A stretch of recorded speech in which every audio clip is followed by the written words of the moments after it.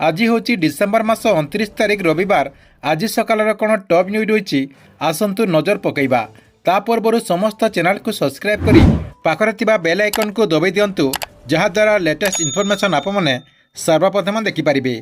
प्रथम खबर, फसल क्षयक्षति नहीं शनिवार लोकसभा भवन में मुख्यमंत्री मोहन चरण मांझी अध्यक्षतार बसिथिबा बैठक में एक बड़ घोषणा करा जायछि।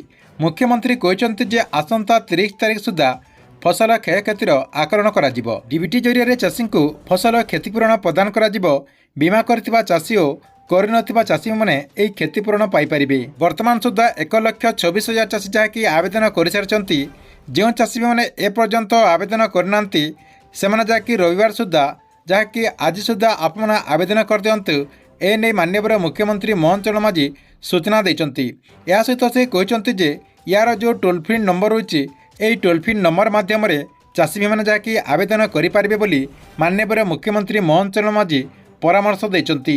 परवर्ती खबर, पंचम और अष्टम श्रेणी फेल व्यवस्था को नहीं गणशिक्षा मंत्री नित्यानंद गंड प्रतिक्रिया रखिंट।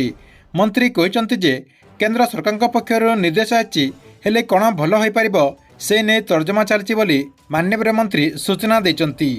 परवर्ती खबर, राज्यर अन्यतम शैवपीठ ढेंकानाल कपिलास को प्लास्टिक निर्देशांचल घोषणा करा जायछि।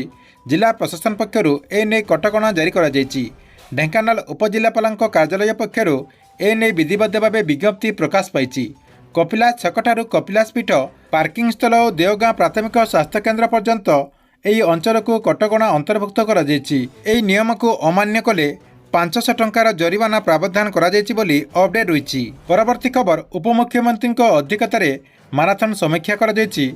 मंडी बुली देखला पर उपमुख्यमंत्री कनक वर्धन सिंहदेव और राजस्व मंत्री सुरेश पोधारी रायगड़ार चाषी को भेटिचंती एवं तांकर जो समस्या रही सबु समस्या पचारि बुझिचंती।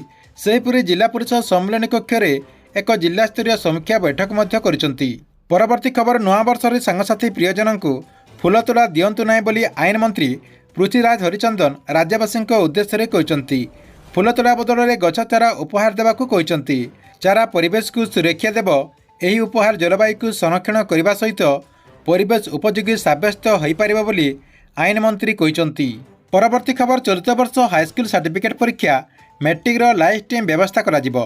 परीक्षा चलुवा बेले परीक्षा केन्द्र कर्तृपक्ष संपूर्ण नियंत्रण में रहिबे। मैट्रिक परीक्षा रे कॉपी रखा सहित प्रश्नपत्र भाइराल बोली अनियमितता को प्रभावित करने माध्यमिक शिक्षा परिषद बोर्ड पक्षर एहीपरि व्यवस्था को कार्यकारी करने उद्यम आरंभ करा जायथिबार अपडेट रही।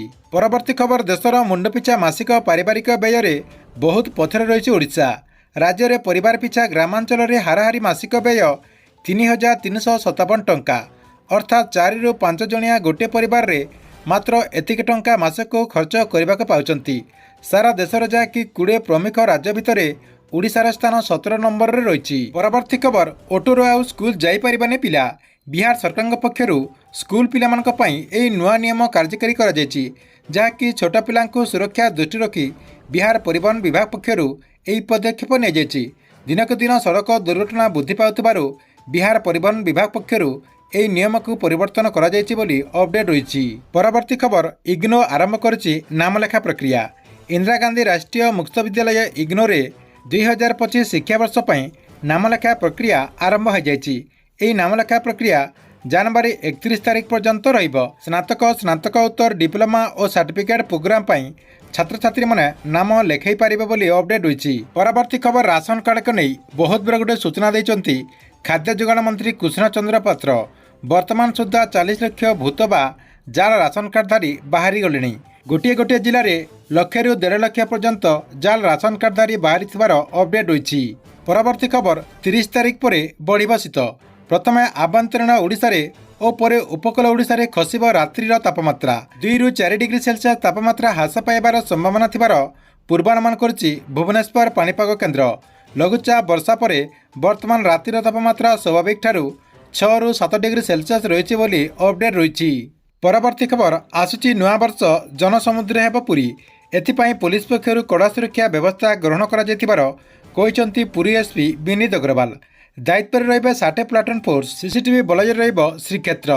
श्रीमंदिर में भक्तों शृंखलित दर्शन एवं पर्यटन सुरक्षा को दृष्टि रखी ट्राफिक सुपरिचालना को गुरुत्व दिज्व अपडेट रही।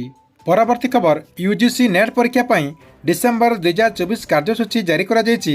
ଜାନୁଆରୀ 3 ତାରିଖରୁ ଆରମ୍ଭ ହୋଇ ଏହି ପରୀକ୍ଷା 16 ତାରିଖ ପର୍ଯ୍ୟନ୍ତ ଚାଲିବ। 85ଟି ବିଷୟରେ କମ୍ପ୍ୟୁଟର ବେସ୍ଡ ବା ଡିବିଟି ମୋଡ୍ରେ ଏହି ପରୀକ୍ଷା କରାଯିବ ବୋଲି ଅପଡେଟ୍ ହୋଇଛି।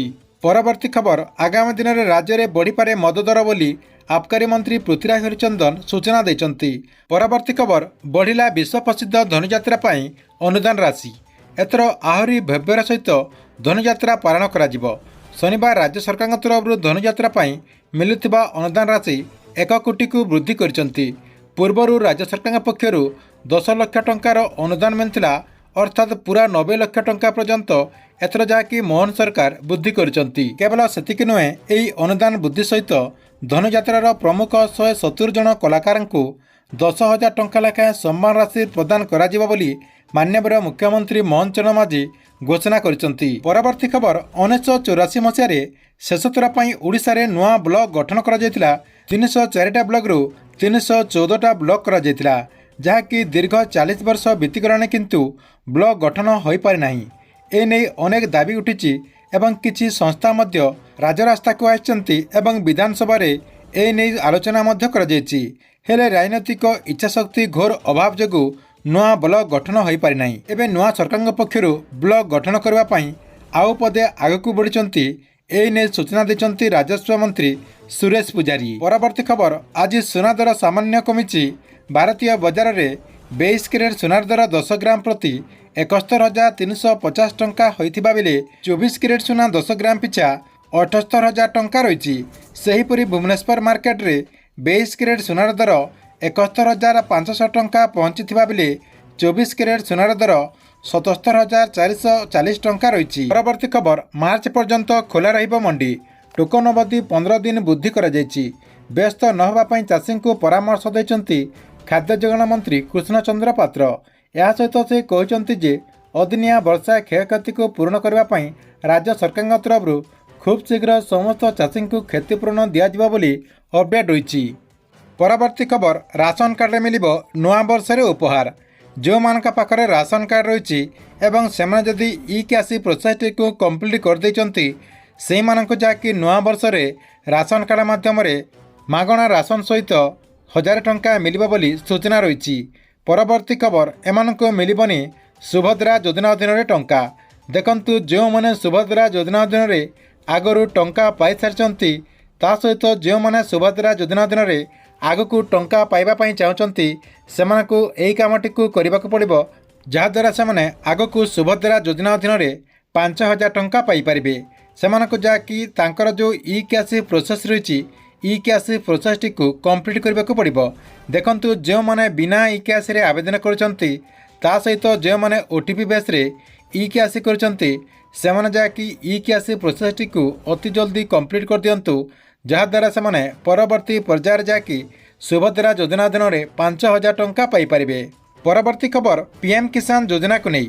ଦେଖନ୍ତୁ, PM କିଷାନ ଯୋଜନାର 19ତମ କିସ୍ତିର ଟଙ୍କା ଆପଣମାନଙ୍କୁ ଖୁବ୍ ଶୀଘ୍ର ମିଳିବାକୁ ଯାଉଛି।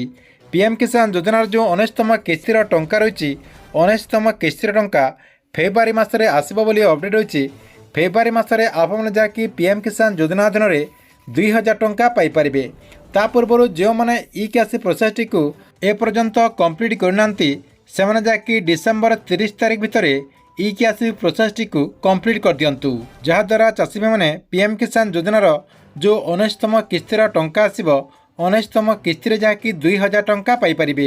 ଏହା ସହିତ ଦେଖନ୍ତୁ, ଯେଉଁମାନେ CM କିଷାନ ଯୋଜନା ଅଧୀନରେ ଟଙ୍କା ପାଉଥିଲେ ଏବଂ ଆପଣ ଯଦି PM କିଷାନ ଯୋଜନା ଅଧୀନରେ ଟଙ୍କା ପାଉନଥିଲେ, ସେହି ଚାଷୀମାନେ ଯାହାକି PM କିଷାନ ଯୋଜନା ଅଧୀନରେ ଏଥର ଟଙ୍କା ପାଇପାରିବେ। ସରକାରଙ୍କ ତରଫରୁ PM କିଷାନ ଯୋଜନାର ଯେଉଁ ୱେବସାଇଟ୍ ରହିଛି, ସେ ୱେବସାଇଟ୍ରେ ସେହି ହିତାଧିକାରୀମାନଙ୍କର ନାଁ ଆସିଯାଇଛି। ସେଥିପାଇଁ ଯେଉଁମାନେ ଆଗରୁ CM କିଷାନ ଯୋଜନା ଅଧୀନରେ ଟଙ୍କା ପାଉଥିଲେ ଏବଂ PM କିଷାନ ଯୋଜନା ଅଧୀନରେ ଟଙ୍କା ପାଉନଥିଲେ, ସେହି ଚାଷୀମାନେ PM କିଷାନ ଯୋଜନାର ଯେଉଁ ୱେବସାଇଟ୍ ରହିଛି, ସେହି ୱେବସାଇଟ୍କୁ ଯାଇକି ଆପଣଙ୍କର ନାଁ ସେହି ଲିଷ୍ଟରେ ଅଛି କି ନାହିଁ ଥରୁଟିଏ ଚେକ୍ କରିଦିଅନ୍ତୁ।